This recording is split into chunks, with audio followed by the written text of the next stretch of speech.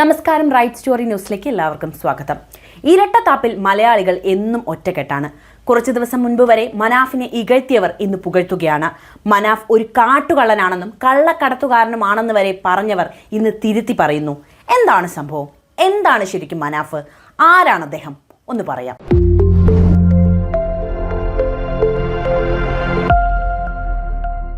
ഷിരൂർ മണ്ണിടിച്ചിലിൽ കാണാതായ അർജുനെ 72ാമത്തെ ദിവസം കേരളത്തിന് തിരിച്ചു കിട്ടിയിരിക്കുകയാണ്.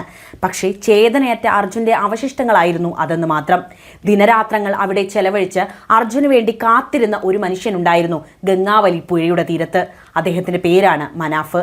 ഇന്ന് മനാഫിനെ എല്ലാവരും പുകഴ്ത്തുകയും ചേർത്ത് പിടിക്കുകയും ചെയ്യുന്നത് കാണുമ്പോൾ വ്യക്തിപരമായി വലിയ സന്തോഷമാണ് തോന്നുന്നത്. പക്ഷേ ഇതായിരുന്നില്ല ഈ കഴിഞ്ഞ 70 ദിവസങ്ങളിൽ ആ മനുഷ്യൻ അനുഭവിച്ചതൊക്കെ. കള്ളക്കടത്തുകാരനും സ്വർണ്ണക്കടത്തുകാരനും കുഴൽപ്പണക്കാരൻ എന്നിങ്ങനെ നിരവധി ആരോപണങ്ങൾക്ക് ആ മനുഷ്യൻ വിധേയനായ ദിവസങ്ങളാണ് കടന്നുപോയത്. അർജുനുമായി രക്തബന്ധം ഒന്നും തന്നെ ഇല്ലാത്തൊരു മനുഷ്യൻ. അർജുനും അദ്ദേഹവുമായുള്ള ബന്ധം മുതലാളി തൊഴിലാളിയാണെന്നും മുതലാളിയുടെ എന്തോ സ്വാർത്ഥ താല്പര്യത്തിനാണ് ഈ മണ്ണിടിച്ചിലിന്റെ ഭാഗമായിട്ട് അർജുനെ കാണാതായപ്പോൾ തിരച്ചിലിന് വേണ്ടി അഘോരാത്രം പണിപ്പെട്ടത് എന്നുവരെ സോഷ്യൽ മീഡിയയിൽ ഓൺലൈൻ ചാനലിലുമൊക്കെ ചർച്ചകൾ വന്നു. മനാഫിനെ ഇകഴ്ത്താനുള്ള എല്ലാ വഴികളും സോഷ്യൽ മീഡിയ കാണിച്ചു കൊടുത്തു. ഇത്തരം വാർത്തകൾ എഴുതി പിടിപ്പിച്ച് ആളുകൾ പണമുണ്ടാക്കി. മനാഫ് അതൊന്നും നോക്കിയില്ല. മനാഫ് തന്റെ കാര്യങ്ങൾ തന്നെ ചെയ്തു. പക്ഷെ തർക്കിക്കാനൊന്നും ആ മനുഷ്യൻ ഇതുവരെ ആരുടെ അടുത്തും പോയിട്ടില്ല. അദ്ദേഹത്തിന്റെ കർമ്മങ്ങൾ മാത്രം ചെയ്തു. അർജുന്റെ പൊട്ടിത്തകർന്ന ലോറി ഉയർത്തുമ്പോൾ തന്റെ വണ്ടിയാണെന്ന് അദ്ദേഹം ഉറപ്പിച്ചു പറയുമ്പോൾ അത്രയും നാളുണ്ടായിരുന്ന കാത്തിരിപ്പിന്റെ വിരാമമായിരുന്നു ആ മുഖത്ത്. സന്തോഷമില്ല, അല്പം സമാധാനം മാത്രമാണെന്നാണ് മനാഫ് അന്ന് പറഞ്ഞത്. അർജുന്റെ അന്ത്യകർമ്മങ്ങൾക്ക് വേണ്ടി വീട് ഇപ്പോൾ ഒരുങ്ങുകയാണ്. പലരും പല നാടുകളിൽ നിന്ന് അർജുനെ ഇതുവരെ കണ്ടിട്ടില്ലാത്ത പല മനുഷ്യരും അങ്ങോട്ട് വരുന്നു. ഒരുപാട് ആളുകൾ അർജുനെ സ്വന്തം സഹോദരനായി കണ്ടു. അതിലെടുത്തു പറയേണ്ടത് ഈശ്വര മാൽപ്പയെ പോലുള്ള മുങ്ങൽ വിദഗ്ധനെയാണ്. അദ്ദേഹത്തിന്റെ കഴിവിന്റെ പരമാവധി അർജുന്റെ കുടുംബത്തിനും വേണ്ടി ചെയ്തുകൊണ്ടേയിരുന്നു. നീ അവനെ എവിടെയോ കൊണ്ടുപോയി കൊന്നതല്ലേ, എന്നിട്ട് ചാനലുകളുടെ മുന്നിൽ നാടകം കളിക്കുകയാണ്. ഏതോ അജ്ഞാതൻ മൊബൈലിൽ അയച്ച ഈ മെസ്സേജ് വായിച്ച് താൻ രാത്രിയിൽ ഏറെ കരഞ്ഞിട്ടുണ്ടെന്ന് ഷിരൂരിൽ അർജുൻ അപകടത്തിൽ ലോറിയുടെ ഉടമ മനാഫ് ഒരിക്കൽ പറഞ്ഞിട്ടുണ്ടായിരുന്നു. ഷിരൂരിലെ കുന്നിൽ മഴയും തണുപ്പും സഹിച്ച് കഷ്ടപ്പെടുമ്പോഴും പലരും തന്നെക്കുറിച്ച് മോശം പറയുന്നത് കേൾക്കുന്നുണ്ടായിരുന്നു. ഇപ്പോൾ എന്റെ പരിശ്രമങ്ങൾ ആളുകൾ തിരിച്ചറിഞ്ഞതിൽ സമാധാനമുണ്ട്. മനാഫിന്റെ വാക്കുകൾ ഇങ്ങനെയായിരുന്നു. ഗംഗാവലി പുഴയുടെ ആഴങ്ങളിൽ നിന്ന് അർജുന്റെ ജീവനറ്റ ശരീരം പുറത്തെടുക്കുമ്പോൾ എല്ലാവരും അന്വേഷിച്ചതൊന്നാണ്, മനാഫ് എവിടെയെന്ന്.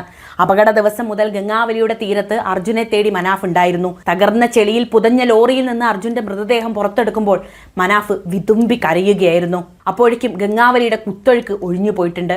പകരം കണ്ണീർ പെരുമഴ പെയ്തു തുടങ്ങുകയാണ്. എന്നിട്ടും മനാഫ് ഇപ്പോഴും വിവാദങ്ങളുടെ പെരുമഴയത്ത് തന്നെ നിൽക്കുന്നു. ആ മനുഷ്യനെ ആരൊക്കെയാണ് വേട്ടയാടുന്നത്?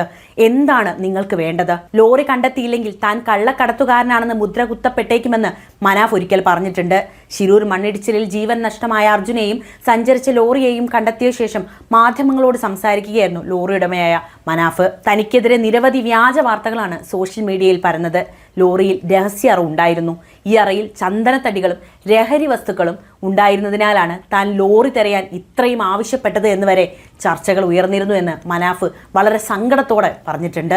ഇതിനെല്ലാമുള്ള ഉത്തരമാണ് ഇപ്പോൾ കാണുന്നതെന്നും മനാഫ് മാധ്യമങ്ങളോട് പ്രതികരിച്ചു. സൈബർ ആക്രമണങ്ങൾ വേദനിപ്പിച്ചിരുന്നെങ്കിലും അതൊന്നും വകവയ്ക്കാതെയാണ് ലോറി ഉടമ മനാഫ് അർജുനായി പോരാടിയതെന്ന് മനാഫിന്റെ കുടുംബവും പറയുന്നുണ്ട്. ഓരോ ഫോൺ വിളികളും അർജുനെയും കൊണ്ടേ തിരിച്ചു വരുമെന്ന് മനാഫ് പറഞ്ഞുവെന്ന് കുടുംബം പറഞ്ഞിട്ടുണ്ട്. അപകടം അറിഞ്ഞ ഉടൻ മനാഫും സഹോദരൻ മുബീനും ഷിരൂരിലേക്ക് പോയിട്ടുണ്ടായിരുന്നു. ഒരു കാര്യം തീരുമാനിച്ചാൽ അതിൽ നിന്നും പിന്മാറാത്ത പ്രകൃതമാണ് മനാഫിനുള്ളത്. ആ പ്രകൃതം തന്നെയാണ് അർജുന്റെ കണ്ടെത്തിലേക്കും നയിച്ചത്. ക്യാബിനുള്ളിൽ തന്നെ അർജുൻ ഉണ്ടെന്ന് മനാഫിന് ഉറപ്പായിരുന്നു. ഷിരൂരിൽ മനാഫ് കരയുന്നത് കണ്ടപ്പോൾ വീട്ടിലിരുന്ന അവരും കരഞ്ഞുപോയി.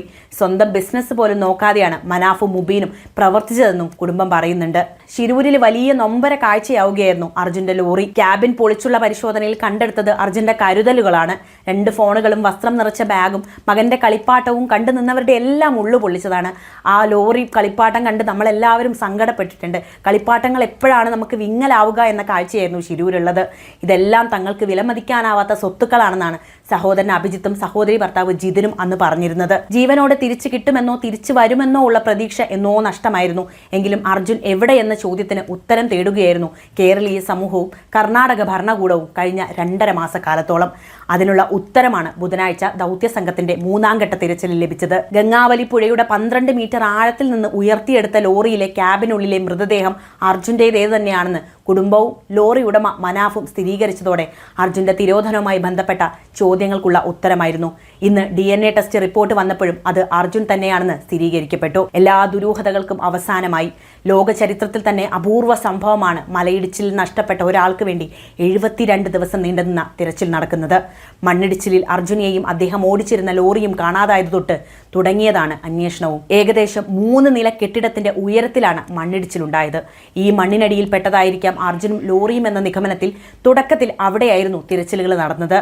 കനത്ത മഴയെയും കാറ്റിനെയും അതിജീവിച്ച് വീണ്ടും മണ്ണിടിഞ്ഞു വരുമോ എന്ന ആശങ്കയ്ക്കിടെയായിരുന്നു അതീവ ശ്രമകരമായ ഈ ദൗത്യം നടന്നത്.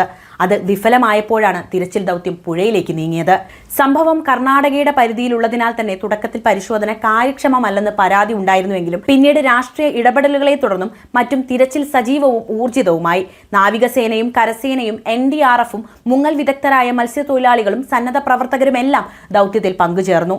കേരളത്തിലെ മന്ത്രിമാരായ PM Muhammad Riyas, AK Saseendran, MK Raghavan MP, Manjeshwaram MLA AKM Ashraf, Karnataka MLA ആയ സതീഷ് കുമാർ സെയിലുമെല്ലാം സ്ഥലത്ത് ക്യാമ്പ് ചെയ്ത് ദൗത്യ പ്രവർത്തനങ്ങൾ നേരിട്ട് വീക്ഷിച്ചു. കർണാടക മുഖ്യമന്ത്രി ഷിരൂരെത്തി തിരച്ചിലിന്റെ പുരോഗതി വിലയിരുത്തുകയും ചെയ്തു. നിശ്ചയദാർഢ്യത്തോടെയുള്ള ഈ കൂട്ടപ്രവർത്തനത്തിന്റെ ഫലമായാണ് ലോറിയും മൃതദേഹവും കണ്ടെത്താനായത്. അർജുൻ മാത്രമല്ല ഷിരൂരിലെ ഉരുൾപൊട്ടൽ ദുരന്തത്തിൽ അകപ്പെട്ടുപോയത്. തമിഴ്നാട്ടിലെ നാമക്കൽ സ്വദേശിയായ ശരവണൻ എന്ന ടാങ്കർ ലോറി ഡ്രൈവർ ഉൾപ്പെടെ മറ്റു പലരും ഇതിൽ ഉൾപ്പെട്ടിട്ടുണ്ട്. എന്നാൽ തിരച്ചിലിനു വേണ്ടി ഒരു സംസ്ഥാനം ഒന്നിച്ചത് അർജുന് വേണ്ടി മാത്രമായിരുന്നു എന്നത് ഓർമ്മിക്കണം. ഇത് കേരളത്തിന്റെ ഒത്തൊരുമയുടെ സ്നേഹത്തിന്റെ അടയാളം കൂടിയാണ്. മനാഫ് പറയുന്ന ചില വാക്കുകളുണ്ട്. ഒരു മനുഷ്യൻ ഒരു ദൃഢനിശ്ചയത്തിന്റെ പുറത്ത് ഒരു കാര്യത്തിന് ഇറങ്ങി തിരിച്ചാൽ അത് നടക്കുക തന്നെ ചെയ്യും. ഇതിന്റെ തെളിവാണ് അർജുനെ 12 മീറ്റർ താഴ്ചയിൽ നിന്ന് കരയിലേക്ക് എടുത്തത് എന്ന്. അത് സത്യമാണ്. സോഷ്യൽ മീഡിയയിൽ മനാഫിന്റെ വാക്കുകളുടെ വീഡിയോ ഞാനൊന്ന് പരിശോധിച്ചപ്പോൾ കണ്ടതെന്ന് വെച്ചാൽ, സോഷ്യൽ മീഡിയയിലെ മനാഫിന്റെ വാക്കുകളുടെ വീഡിയോ വന്നപ്പോൾ അവിടെ കമന്റ് ഞാൻ നോക്കിയപ്പോൾ ഞെട്ടിപ്പോയിട്ടുണ്ട്. കമന്റ് ബോക്സിൽ അപ്പോഴും മനാഫിനെ ചീത്ത പറയുന്ന ചിലരെ ഞാൻ കണ്ടിട്ടുണ്ട്.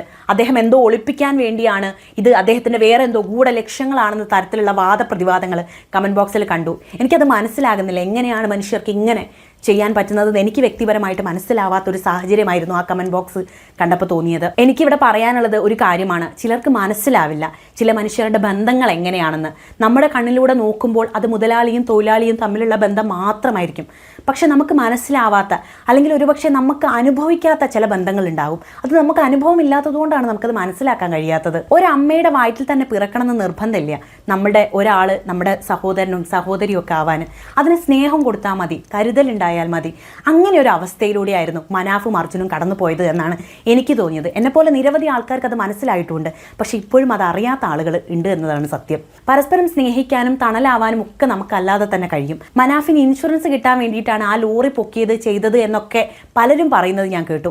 പക്ഷേ അർജുനെ കിട്ടിയതിന് ശേഷം വളരെ വികാരാതീതനായി മനാഫ് പറഞ്ഞ വാക്കുകൾ ഉണ്ടായിരുന്നു.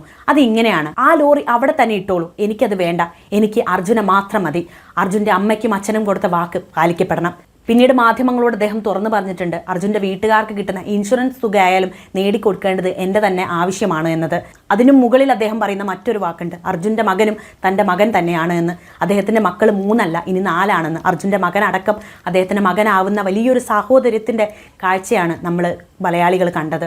അങ്ങനെ പറയുന്ന മനാഫ് വല്ലാത്തൊരു മാനവികതയുടെ, മനുഷ്യ സ്നേഹത്തിൻ്റെ ഒരു ഉദാത്ത മുഖമായിട്ട് മാത്രമേ എനിക്ക് കാണാൻ പറ്റുന്നുള്ളൂ. ഇപ്പോഴും അദ്ദേഹത്തെ സോഷ്യൽ മീഡിയയിൽ കുറ്റം പറയുന്ന, അദ്ദേഹം ഒരു കള്ളക്കടത്തുകാരനാണെന്ന് മുദ്ര കുത്താൻ ശ്രമിക്കുന്ന നിരവധി ആളുകളുണ്ട്. ഞാൻ ആ കമൻ്റ് ഒക്കെ കണ്ടു. അപ്പോഴൊക്കെ എനിക്ക് തോന്നുന്ന ഒരു കാര്യം എന്താണെന്ന് വെച്ചാൽ, നിങ്ങൾക്കത് മനസ്സിലാക്കാനുള്ള വലിപ്പമോ നിങ്ങളുടെ മനസ്സിന് അതില്ല എന്നതാണ്. കാരണം ചില മനുഷ്യർ അങ്ങനെയാണ്. മാനവികതയുടെ, മനുഷ്യ സ്നേഹത്തിൻ്റെ അടയാളമായിട്ട് അവർ ഈ ലോകത്ത് ഉണ്ടാകും. അവരൊരു അടയാളപ്പെടുത്തലൂടെയാണ്. മാനവികതയും മനുഷ്യസ്നേഹവും ഒന്നും മരിച്ചിട്ടില്ലെന്ന്. ഹൃദയബന്ധങ്ങൾക്ക് മതത്തിൻ്റെയോ രാഷ്ട്രീയത്തിൻ്റെയോ ജാതിയുടെയോ മതത്തിൻ്റെയോ ഒന്നും ഒരു അതിർവരമ്പുകളുമില്ലെന്ന്. മനാഫ് അങ്ങനെ ഒരു മനുഷ്യനാണെന്നാണ് എനിക്കും തോന്നുന്നത്. നിങ്ങളുടെ അഭിപ്രായം എന്തു തന്നെയായാലും കമൻറ്റ് ചെയ്യും. മറ്റൊരു വിഷയവുമായി വീണ്ടും എത്താം. നന്ദി.